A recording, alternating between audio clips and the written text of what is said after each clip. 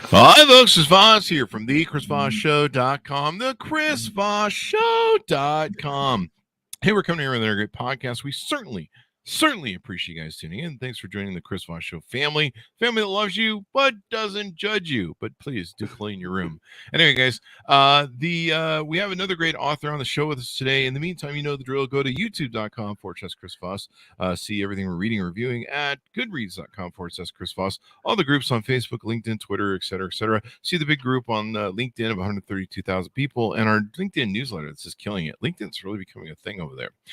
Today we have an amazing young lady on the show. She has written the book How to Talk to Your Boss About Race, Speaking Up Without Getting Shut Down. Yvonne Hutchinson is on the show with us today. She'll be talking about her experience and everything that she's done before. She is the CEO and founder of Ready Set and the author of How to Talk to Your Boss About Race.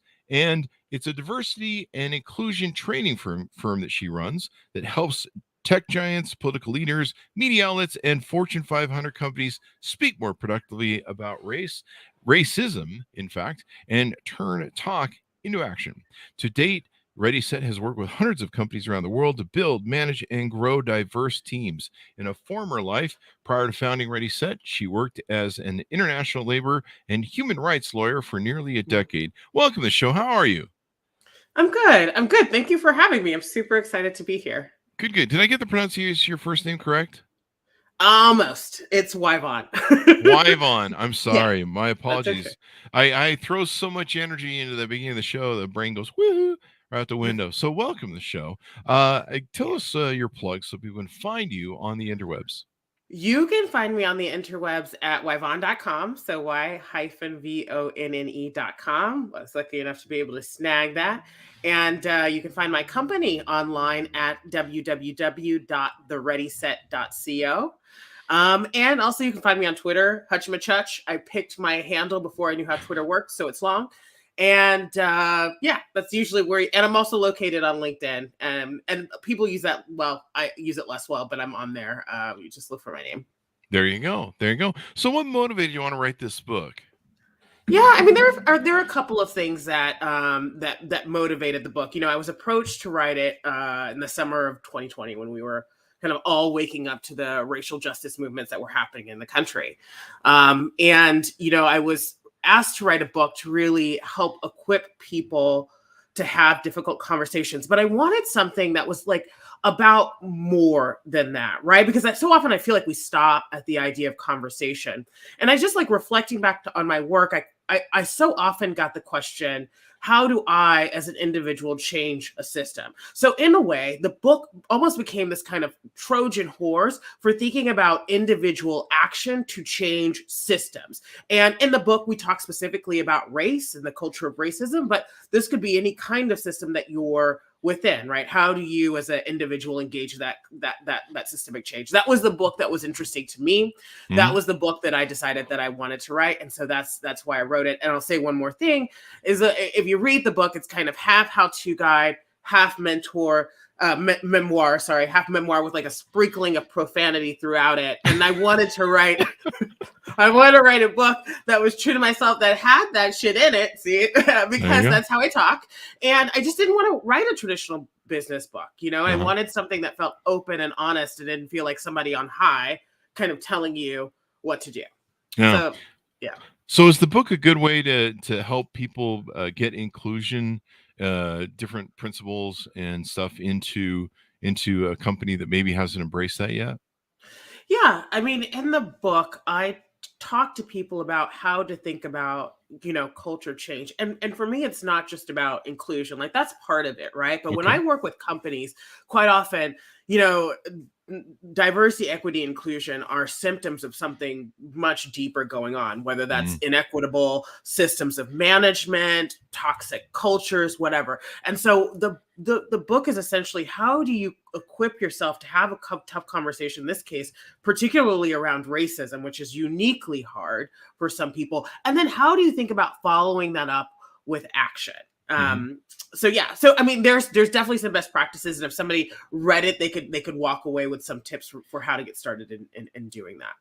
So what sort of environment? So it's different, like toxic environments or stuff. Is it advice that on how to get a racist policy set up or racism policy set up? Yeah. A So racist policy set up, or hopefully not a racist policy. So we don't want they you to do already, that. let's say they already have one, and it's time to Yeah. change their racism. So the book starts with this premise, Chris. Mhm. I say that there's no place historically in our country where race is more implicated than in the workplace. Like if you look at how my people came to this country, we came as slaves to do free labor, right? And if you look at the stereotypes that are associated with us now, they date back all the way to that condition. And the same could be said for a lot of other demographic groups. The workplace has always been segregated. We've always been told that based on our identities, there were certain jobs we could do and we couldn't do. And so, I say we approach this challenge with that in mind, right? That we're trying to kind of undo this historical thing. And I start off the book by saying, if you're going to change a culture, because it's not just about policy, it's also about how people treat each other. I talk a lot about who does well in an organization. So if you go into a company and all the people at the top look one way and all the people who are entry level look another way, even though people aren't wearing hoods, you probably have some racism in that company, right? Yeah. If you go to a company and people are getting shut down in meetings, or people are we call it microaggressions. Every time a Black woman comes in, they're talking about her hair or like how she speaks. You've got that problem. And so in order to fix it, you don't just write a policy. You have to work on individual behaviors. You have to think about the overall culture. You have to think about the support structures you put in place to help those people. And it also starts with a conversation. And my book is like, how do you get ready to have that conversation? Yeah. And in my book, I say a lot, I say the conversation is a starting point. And it's really tempting to think that these skills are innate to us, that we're born knowing how to be equitable, but we're not. If anything, the opposite is true, right? Mhm. From the time I came in the world, people were telling me stereotypes about other people, right? Mhm. I saw folks in certain positions and folks in other positions. I internalized that. And we're Mhm. all the same way, right? And so we have to be strategic when we think about how do we undo all of the things that we've internalized. And the book tries to get us there. So I'll pause after I answer. Sorry, I'm long-winded. I'll pause after I say this. The book essentially has this sort of framework for action where it says, you start, if the conversation is a jumping off point, we start with getting you ready to have that. So first, understanding yourself, your power, your identity, your position in an organization. In the same way, if you were going to do an organizational strategy, right? You understand your position in that way, and think about how to leverage your power. And then, most importantly, I always tell people this: understand who your allies are. When we look at any sort of movement in a social movement, civil rights movement, labor rights movement, workers' rights, it's all happened as part of a collective. Never has it been an individual. And we're taught, like history teaches us about Martin Luther King and Rosa Parks and Susan B. Anthony, but it doesn't teach us about the machines that were behind those people, right? So you got to start building your machine, figure out how to get people closer to your cause, how to build trust with your allies, how to work in coalition. Talk about that. And then you got to figure out how to set up this conversation and have it be that jumping off point and position it for success. And then you have to plan for failure, or if it doesn't go the way you want, what are you going to do then? So we kind of talk through that framework in the book for people, and hopefully set them up to have that conversation, but also to really see holistic action.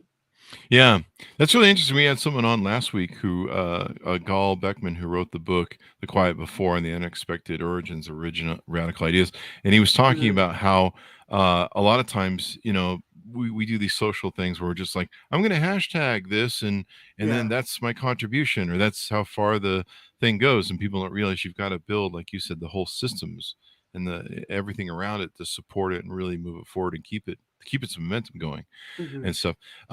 What's one of the biggest problems you see in companies today that they're really challenged with? Is it they're stuck in tropes, or they're stuck in mindsets? They're not self-aware maybe of what they think. I think part of it's self-awareness. I'll say in this moment, because I think, I could generalize across time, and I'm not sure that's as helpful as saying what are companies dealing with in this particular moment. Yeah. That's unique. And I think we saw a lot of momentum with the Black Lives Matter movement, the racial justice movement in 2020, and this sort of sea change where companies are really coming out in support of these causes, right? And like they have some big goals, like Adidas is like, let's tackle white supremacy, and you're like, okay, Adidas, you know what I mean? But you had companies who were like, making these commitments, and then what we've seen 2 years later is that energy is tapered off. And I think when I think about the challenge of this moment, it is maintaining that momentum and navigating the backlash that's inherent to this work. And I think for those of us who are new to fighting racism, and I say that without judgment, you talk about this as a show with no judgment. I say that without judgment. Like, we all come to this fight when we come to this fight, right? For those who came to the fight then, I think that they underestimated how deeply entrenched some of the stuff was and how hard it would be. We're taught that if we're simply aware of racism, we're going to stop doing it. And it just doesn't work that way. Yeah. And so when that didn't work, I think the momentum tapered off for a lot of people. And there was a question of, well, what does systemic change look like? How do I think about fighting backlash within my company? Oh, by the way, the world is also falling apart around me as I'm making these commitments to racial justice. We still have a pandemic, these geopolitical tensions, that are, So I think trying to figure out how to sustain progress, having identified it, is probably the biggest challenge that I see organizations wrestling with today. Do you have to identify if your boss, because you put this in the title, do you have to identify if your boss watches Fox News? Oh my God. I mean, I would say it's probably a waste of your time. Let me tell you, because in the thing, I don't, and neither should you, it's one thing to understand your boss's motivations in the sense of what is gonna get them going, what do they energized by at work, how does their brain work? But it is so hard to figure out if a person's inherently racist or whatever in their off time, and it's quite often you just end up spinning your wheels. So in the book, I kind of say we focus on actions and the impact of those actions. So if your boss is giving all of the great assignments to white people, the white dude's named Chad from his fraternity, then you should that's the action you should focus on, and then focus on the impact of the team. Okay. If your boss is engaging in microaggressions, you should focus on that. But it could also be that your boss is in a position to enact systemic change that you want to see. So maybe your boss can help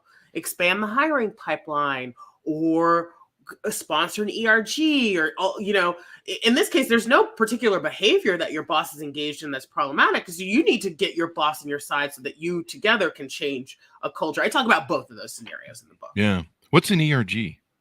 Employee resource group. Sorry, I use slang because I'm just so deep in it. But employee resource groups, they've been around since about the 1990s. They're comprised of employees from similar identities and their allies. So it started with Black employees at IBM, but now today they're, parents, LGBTQIA plus employees, Hispanic employees, women ERGs, and, they do everything from helping recruit to coming up with networking, programming, doing those affinity group months. It just sort of depends on what their mandate is, but they're generally thought of as supportive systems for employees for particular backgrounds. Cool. That's very interesting.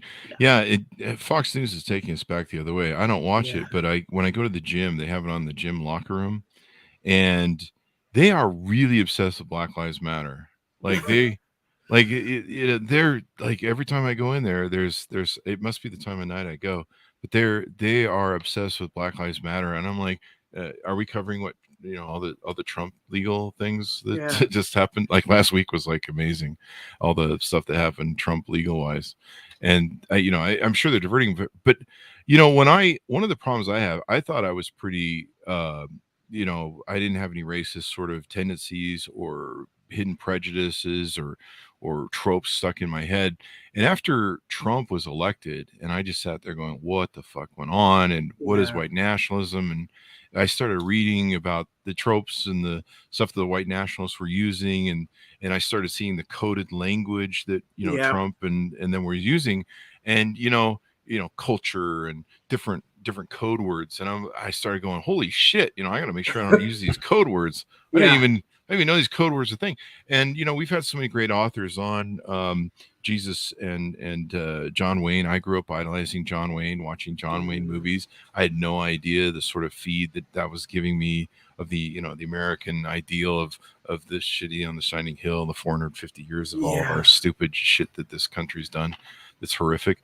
And so, I mean, there's a lot to unpack. I've been in different Clubhouse rooms where we talked about this. I don't know if you've ever been on Clubhouse. Yeah. And, I've had a whole group of people, sitting around, and it's just amazing how many of us still don't get it. Like, and we'll still be hung up on like certain tropes. Like this guy will have a trope over here, and you're like, no, that's not right. And there's like these little teeny things that you don't realize until you've really done some research and tried to kind of cleanse yourself of all this stuff. Yeah, well, I think like in my mind, when we let go of the tropes, then we have to accept a really uncomfortable truth. And it's not, I think I've had to do that work too, right? There are tropes that I was taught as a Black person about Black people that I have to actively work to undo, like tropes around underachievement, or if only we just place more of an emphasis on education, or absent Black fathers. These are all like empirically disprovable tropes, right? But we're taught that because if those things are not true, what else is true that makes the outcome the way it is, right? And that's the scary question, right? Like, if Black people are graduating from college at like, incredible numbers, and they are, and graduate school, disproportionate to the share of the population, mind you, then what does it mean if we're not getting the jobs? What does it mean if we're disproportionately impoverished? It means something else is going on, and we can't personally be responsible for our way out of this, right? It becomes much bigger and harder to navigate. But I feel you on that. I think it's like a process of unlearning because we're just steeped in them. Yeah. I mean, everything that James Baldwin ever wrote or said, you can literally lift it off of 1950s, 1960s, when he was there. You can literally just go, welcome to Put it right there. Put it right here. Still true. Yeah. And a few of his things ring true. He's like, when is it finally, when are you guys going to finally get over this? And we still haven't. And it doesn't help that we have like, a political system that still plays on tropes. You can see the code words. Like, I've gotten really good now at seeing, I know who they're talking to and who they're talking about and against, and the them, the days and stuff. And some of them are the Democrats, some are minorities. It's really interesting because for me, the two parties have really become, the Democrats see the progression that someday white people will be a minority in this country in 10 to 20 years. And the GOP seems really obsessed with the fact that they don't want that to happen. Of course, this is about power. This is about control of money and government and everything else. And then I see a lot of people who are afraid or shameful, that they feel like, well, once we're a minority, everyone will treat us as bad as we treated them. It's like, well, that's not necessarily true. And that's also not an excuse to keep treating people poorly. Well, I'm not going to be nice to people. I should just keep being mean to people, because if I don't, then they'll be mean to me someday. That's like it doesn't make any sense. I mean, I think it's so weird. I feel like also we kind of trick ourselves into thinking that like the GOP and the radical right and Democrats, like that they've split the country more evenly than they have. I'm not a super idealist, but I think we have to, like, especially like those of us having public conversations, own that there are a lot of people in this country who don't agree, white, Black, Latino, whatever, with some of the stuff that the GOP is doing, whether it's abortion rights. And I'm, in Texas right now, so you can, the trans bill that just came out, dude, we could get Texas politics all day. We could talk Texas politics all day, but even like where I am, it's really easy to think, it's a red state, everybody agrees with this. And no, what's happening is like small number of people are trying to rig up a system of minority power where they carve off portions of the population and target certain people and act like it is reflective of the will of the people, when in fact a lot of times it's not, and so I totally agree with you. I think that public sentiment is a little bit more unbalanced than we are used to thinking about it being. But yeah. And I think people need to learn empathy. They need to listen to other people's stories. Like reading the book Cast was one of the hardest books I've ever had to read. It took me a long time because I had to stop and sometimes just be heartbroken and just I have to stop reading this. I'm gonna but we have to read these things. We have to understand our history. And until we understand our history, we can't fix the future of stuff. And that's why we had Andrea, I can't forget her name right now, on Monday. We were talking about racism with her book. And I think it was white nationalism, racism, white nationalism. And, there's so many different problems. And it's so, people have to understand that the racism in our country is so built in from so many years between the neighborhoods we live in, not being close to each other, not understanding each other, not being integrated with each other, having empathy for one another, our journeys and challenges, and just getting to know each other. I mean, our freeways are separate our neighborhoods, and redlining and things of that nature. So this is really important. And I'm glad you've given people a tool so they can have something to talk about, because these are hard discussions to have. Yeah. I think so. And I think that you kind of hit the nail on the head with the fact that it is just so ingrained. Like, there's never been an America without racism. There could be, but there hasn't been one yet. And I think it is so much of what we know, and when people ask me, like, what is like an equitable, I use the workplace. For me, the workplace is a microcosm, right? Of like, it's where we spend the bulk of our time, but you could apply these systems elsewhere, as well. But when people are like, what does an ideal state look like? Give me some great examples. I have to say, like, this is something we've actually never done before. When you think, like, it's not like, like, I'm like, it's like, I don't know, like, what Elon Musk does in his, but, it's like trying to do that kind of innovative thing that, like, nobody has truly ever done before. We're not returning to, like, some safe and neutral default. That's actually exclusion. We're trying to build a thing for which there is no historical precedent in the lifetime of our country, right? And that's super tough to do. Or in the history of man, really, I think. Yeah. I mean, I think, I would push back on that, but really? Well, I mean, I'm not discounting the fact that we've, had a really ugly 40 or 50 years, but I mean, man's, I think, struggled with race all of his life, hasn't he? All of history. Well, I think so. Ibram X. Kendi's book, Stamped from the Beginning, I found this really useful. It's the history of racist ideas, and he actually kind of tracks it through time in a way that's interesting, starting with the slave trade. Now, I know that, like, we've always sort of had in-group, out-group bias, but I don't think that has always been associated with race, even race as a classification. The fact that race itself is a social construct that we made up to justify certain economic and political goals, that we could pinpoint to a certain period of time when we did at the beginning of the slave trade and colonial expansion, and now bringing it up to date. I don't think it was always this way. I think there was always distance and bias and infighting and all of that nasty stuff. I think it was based on different things. But I think there was a world before racism, and there can be a world after racism. Well, there you go. That makes sense. It's definitely something we need to do. What are some other tips or tricks that you have in the book that can help people? So let me see. So I mentioned, understanding yourself and your power. I think power is really important. We have such a limited conception of power. Power is a binary. Either you have it or you don't.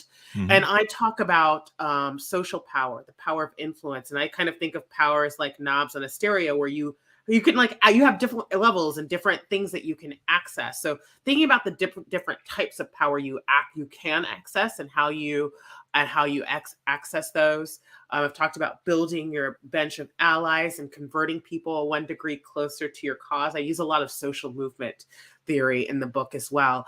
And then following things up with action. And I talk a little bit in the book also about how to navigate backlash and the myths associated with diversity, equity, and inclusion. We talked a lot just now about kind of the sort of code words that you have in the workplace. There are code words as well. And so I talk about how do you identify them and navigate them, right? So one of the myths that I talk a lot about is the pipeline myth, which drives me fucking nuts. Like the idea like, oh, we just can't find these talented people, when if you look at the data, people are not represented equitably in terms of like how graduate schools and their rates of graduating from university into the workforce, and then once they get into the workforce up the ladder, people aren't represented equitably, and it has a lot less to do with the pipeline than it does bias, or the fact that this is in fact a global issue. It's not just a US issue. And I think so the US, like, we fail ourselves when we think about civil rights as just a US phenomenon. I say this as a former international human rights lawyer. It's very much a global issue. So I talk about that in the book. And then also, how do you navigate things like retaliation, backlash, that sort of thing? And then how do you know when to go?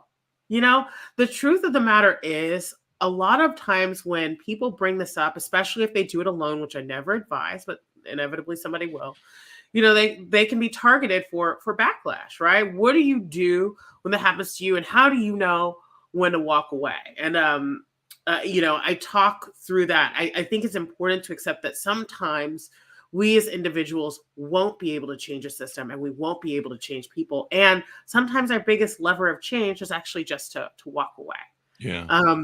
And then finally, I talk a lot about self-care too. The idea that we can't keep doing this work. And I mentioned earlier, I think what a lot of organizations struggle with is the sustaining the momentum piece. We can't do that if we're tired. And I don't know about you, Chris, but like, I've been watching the news all day today. Like, and as somebody who's like studied disarmament, somebody who's spent a lot of time in war zones, like, my heart is like breaking right now because of what's happening in the Ukraine. And so I'm like holding that. And also, like, COVID is still very much a thing. My whole family actually just recovered from COVID because my little one caught it in daycare. So, oh, wow. Yeah. So there's that. There's, I live in Texas, and, I have trans people who I love who are so fucking scared right now. Yeah. And so we have to hold all these things while still pushing for change in like the organizations that we depend on for our very livelihood. Yeah. So we just have to like take care of ourselves and know when to hold them, know when to fold them, know when to walk away, and like know when to take a nap, and take care of ourselves. I like that. I like this nap part. I'm 54. You have to take a nap. I take naps all the time. I used to tease my dad about they were like, "Dad, you're always sleeping." He's like, "Someday you'll get it. And, you'll understand. You'll understand." We used to tease him, and now I'm paying for it. I'm also paying for the hair in the ears that I used to mock my grandfather about. Yeah, that stuff grows out of everywhere except for your head, of course. Yeah. So, but fortunately I got this. But no, this is really great. Let's touch on what you do. I was looking at your company's website, thereadyset.co. Tell us about what you do over there. I know you have an app and some other things. Yeah, we try to do we do it quite a bit. We kind of have positioned ourselves as like the end-to-end people company. I think wherever an organization intersects with a human being, or they intersect with each other, that's where we come into play. So simply put, we work with organizations to train them. So like you said at the top of our interview, we do workshops and webinars with companies around things that relate directly to DEI, like, anti-bias training, LGBTQIA plus inclusion training, disability inclusion training, and accessibility training. But we also touch on broader topics that require you to just kind of weave equity in order to do it well, like inclusive approaches to people management, inclusive communication, inclusive hiring. So we do that, but we do quite a bit of consulting as well. So we provide advisory services with organizations. We do organizational assessments. We help them track their progress. We do program design and development around DEI. We do individualized coaching. We write policies. We do all that stuff. And we also work with executive teams. We have a whole programs for executive teams. And like you said, we do have an app, an individualized learning app. It's like a coach in your pocket, we say, for DEI. And finally, we've just launched our talent attraction recruiting service. So now we're like helping you hire too. Like, so it's, I know that's where a lot of companies are like, okay, you've given me all these principles, but like, where do we go and find people? We're doing that as well. So we, like I said, we try to be pretty end to end with it. And we work with a large variety of organizations. Like I like to say, we choose to partner with the organizations where we think we can have the most impact. So, sometimes it's a political campaign. Sometimes it's a city government. Sometimes it's, one of our partners is a television academy. They do the Emmy. Sometimes it's an entertainment organization. Sometimes it's a tech company. But we're pretty open to those partnerships, and we just really love to work where we think it's going to be interesting, where we can be creative about this stuff, because there's always space to try something new. We haven't gotten it right yet, like I said, and where we think our work is really going to be impactful. We don't just like do that whole corporate DEI thing. Let's like tap dance around the edges and like, here's your training, and it feels a little weird, and then you can walk away and forget it. We try not to do that stuff. We're like really about the change. I like the executive and management coaching, because you can make sure that the team you have around you isn't going to have any problems or cause any problems. It's always interesting to me. Like, when I went through the social media thing, we have a lot of friends in social media, or had a lot of friends in social media before Donald Trump. Everybody during Obama was like, hey, yeah, we're doing good stuff. And all of a sudden Trump stuck his ugly head up. And then all of a sudden, like, it seemed like a third of my friends, like all of a sudden it's like, wait, you're a raging racist? I thought we were all doing kumbaya and I thought we were great. Everybody's hugging and holding hands, and it was peace and love. And you're a raging freaking monster. And the great unfriending began.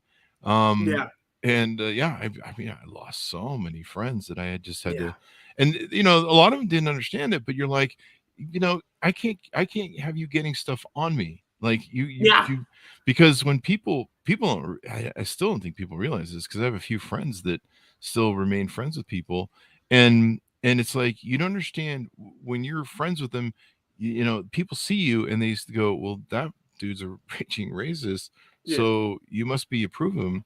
And you're giving that person permission.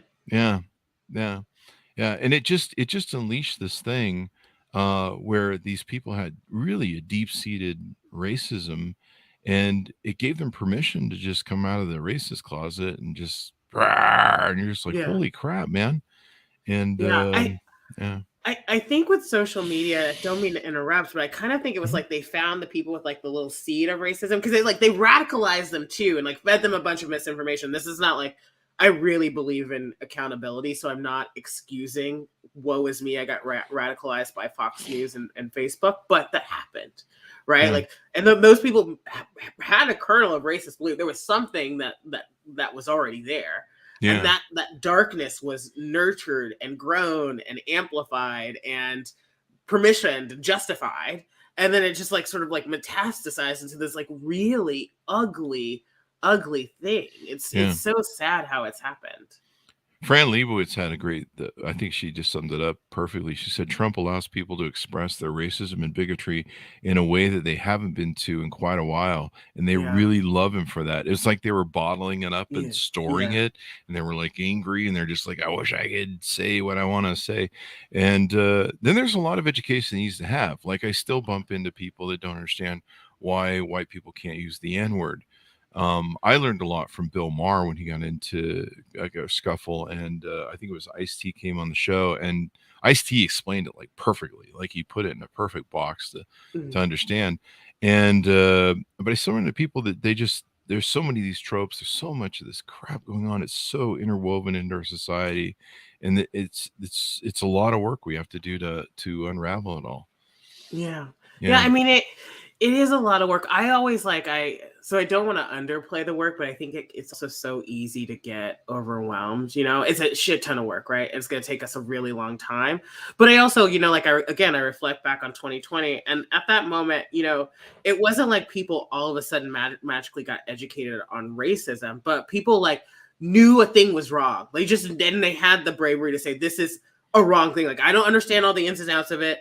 I can't, talk to you about, theory and whatever, but I can tell you when a wrong thing's a wrong thing and that we need to stop this wrong thing.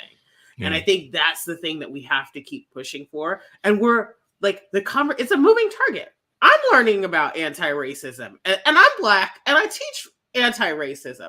So if I'm learning about it, I know so many other people are still learning about it. And there's still more that we're discovering within our community. So I think you're right.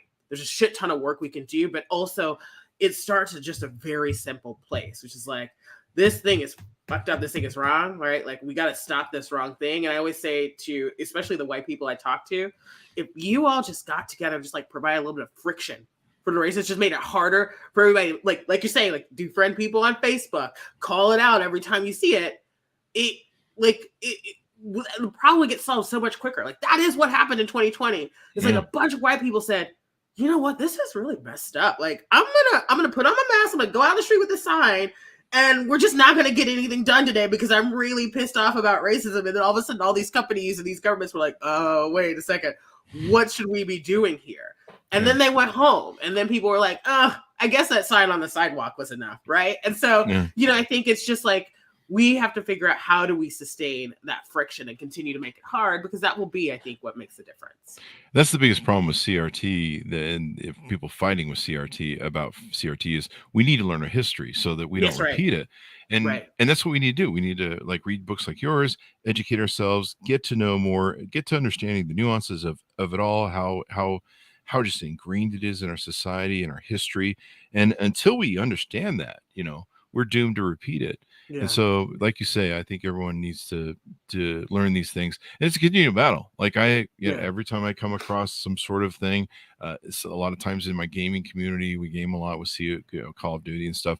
I'll run into people or dropping the N-word or saying other things, and it has to be an education session.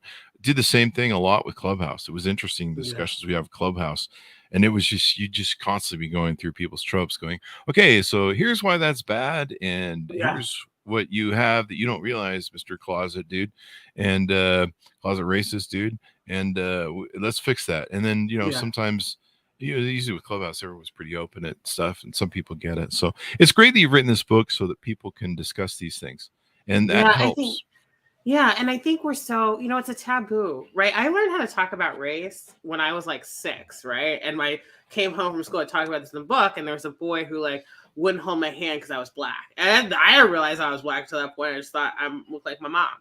And then, I had to be told what that meant. And I had to be told how to navigate the world as a Black child and later as a Black woman.